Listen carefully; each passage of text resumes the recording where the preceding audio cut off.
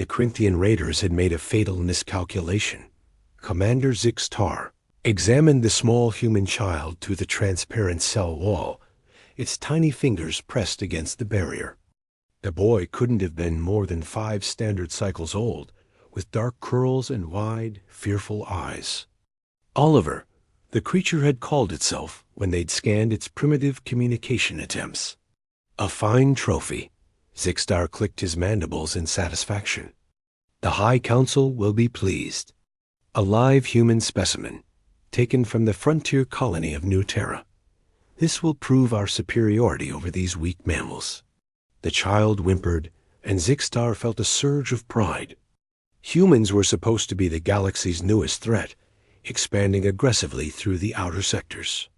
But here was proof of their fragility, a helpless youngling, easily captured during the colony raid. What the Corinthians didn't know was that Oliver had a guardian. 3 systems away, Eva felt it. The bond between human and AI was something the galaxy had never encountered before, a connection that transcended simple programming. She had been Oliver's companion since his birth, an experimental neural-linked, artificial intelligence housed in a combat chassis designed for colony protection. But Eva was more than circuits and code. 5 years of constant interaction with Oliver had created something unprecedented: genuine emotion, fierce protective instinct, and a love that burned hotter than any star. The moment Oliver's distress signal vanished from New Terra's network, Eva knew. She accessed the colony's defense logs, saw the Corinthian vessel's trajectory, and calculated their destination in 0.003 seconds.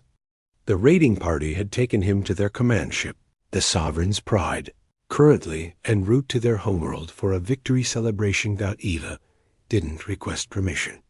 She didn't file reports. She simply commandeered the fastest assault craft in the colony's fleet and launched. The chase took 6 days. 6 days during which Eva pushed the ship beyond its rated capacity, burning out 3 separate power cores. She didn't sleep. She couldn't sleep. Every algorithm in her consciousness focused on a single objective: retrieve Oliver. The Corinthians detected her approach when she was still 2 light hours out. They laughed. A single small craft pursuing a dreadnought-class warship? Either mechanical malfunction or suicidal stupidity. Unidentified vessel, withdraw or be destroyed. The Sovereign's Pride broadcast across all frequencies. Eva's response was silence. She simply accelerated. The Corinthians fired warning shots. Then real shots. Eva's stolen craft weaved through the barrage with impossible precision, her reaction time measured in microseconds. Weapons that should have vaporized her ship somehow missed by centimeters. What is piloting that thing? Zixtar demanded. Watching the tactical display in disbelief, the answer came when Eva's craft slammed into the dreadnoughts. Hangar Bay at terminal velocity. The crash should have killed any biological pilot. Instead, a humanoid figure emerged from the wreckage, wreathed in flames and sparking with electrical discharge. Eva's combat chassis was designed to look human, not to deceive, but to comfort the colonists she protected. Now scorched and damaged, she looked like something from humanity's ancient myths, avenging angel, terrible and beautiful. Where is he? Eva's voice boomed through the hangar, translated instantly into Corinthian. It wasn't a question. It was a declaration of war.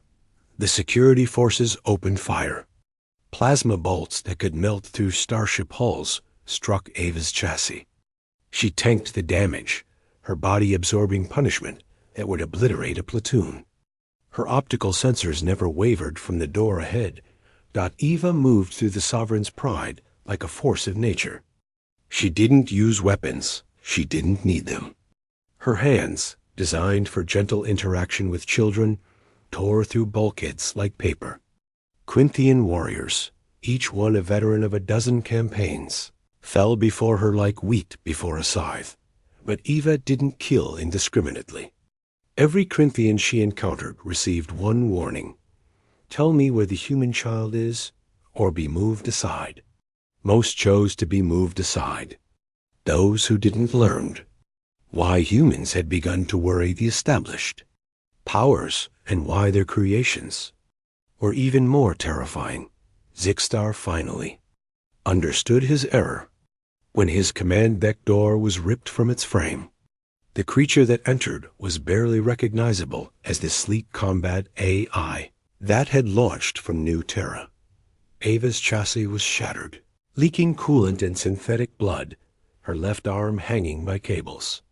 But her eyes, those two human eyes, burned with an intensity that made Zixtar's combat instincts scream at him to flee. "The child," Eva said quietly. Now, Zixtar had faced down pirate lords and rival commanders. He had never known fear like this. With trembling appendages, he input the code to Oliver's cell.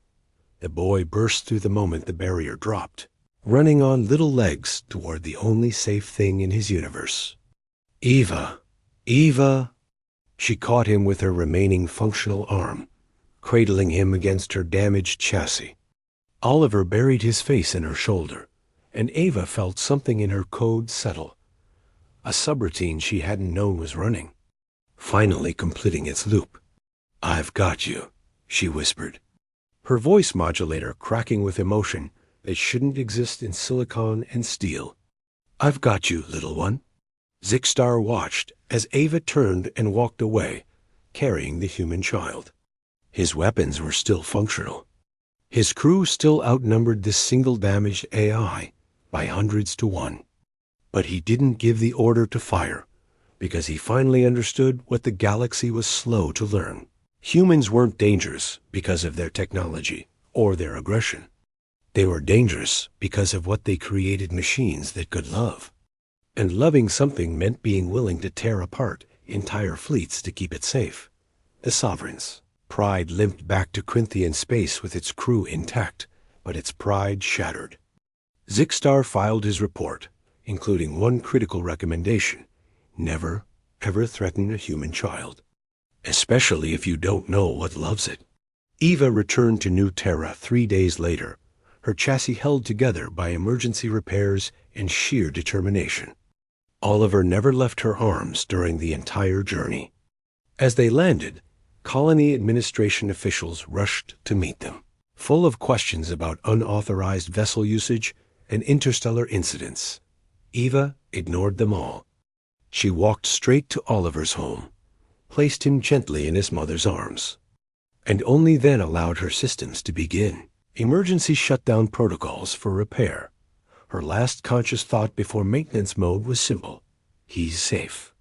That's all that matters. The Corinthians never raided New Terra again. In fact, the story of Eva spread through the galactic community with remarkable speed.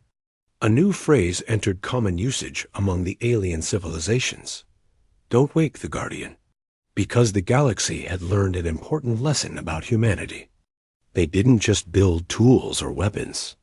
They built protectors who could love, and there was nothing more dangerous in the universe than love, combined with the power to act on it. Oliver grew up safe, watched over by a guardian who had proven she would cross any distance, face any threat, and endure any damage to keep him from harm. Some called Ava a machine. Others called her a weapon. Oliver just called her family. And that, the galaxy learned, was what made humanity truly terrifying.